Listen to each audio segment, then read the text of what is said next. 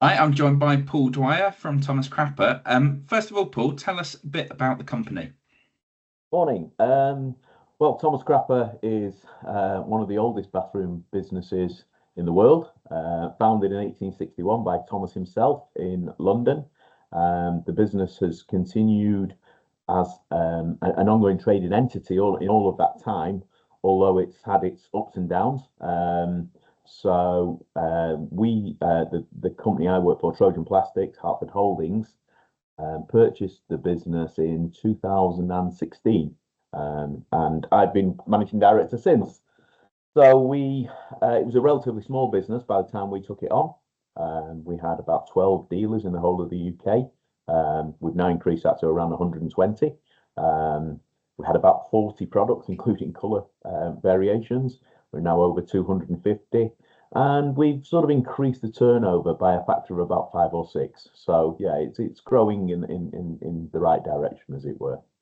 So company with a very, very long history, but I mean, you mentioned that it's a bit of a bright future. What's new this year for the business?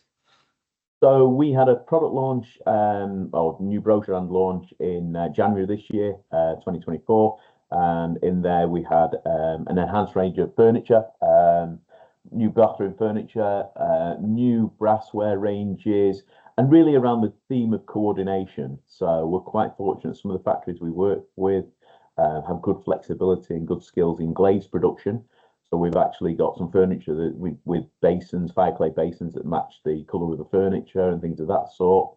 We've got some man-made tops and man-made marble tops, but we have a marble handle then to match that with the brassware. So it's all, as I say, primarily around coordination and bringing those themes of similar colours to the bathroom, as it were. So that was our sort of big launch this year. Yeah, but provenance of the product's really important for Thomas Crapper as well, isn't it? And the, as you say, making the most of that heritage of the brand. Can you tell us a little bit more about that? How do you source things? Sure, absolutely. I mean, the brand itself, obviously, as you say, is 1861, so there's a good old legacy there. And we have a sort of saying in the business we are aware of, and we stay true to our legacy, but we don't want to be bound by it. We don't want it to hold us back. As a result, we're still 90% manufactured product in the UK. So a very short supply chain, as it were. But equally, we have gone overseas to Europe for some products because we simply can't find a UK manufacturer for some of the items. So much as we want to buy what we can from the UK, that is getting more and more difficult as we grow, to be quite honest, because we have fewer and fewer UK factories, sadly, in our industry. You want to maintain that quality as well, don't you? Absolutely, yeah. So you talked about kind of the sourcing, but also selling overseas now and taking on America. Tell us a little bit about that journey. Yeah, we started exploring America probably about 3 years ago now, as a potential important market for us.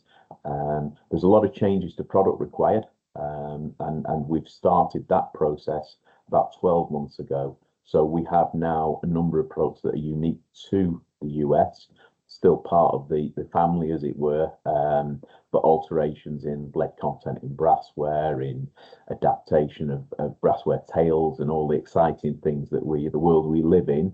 But yeah, the US now is around about 10 to 12% of our turnover, so it's growing, and that's without a full commitment to American style product, which will change within the next 3 to 4 months. We will have more and more US specific products in our range by early next year, certainly in time for KBIS in February. So, Well, I mean, I've seen the excitement among American designers for your product at last year's KBIS. So yeah, a bright and exciting future, I'm sure. Paul, it's always a pleasure. Thanks very much, Tom.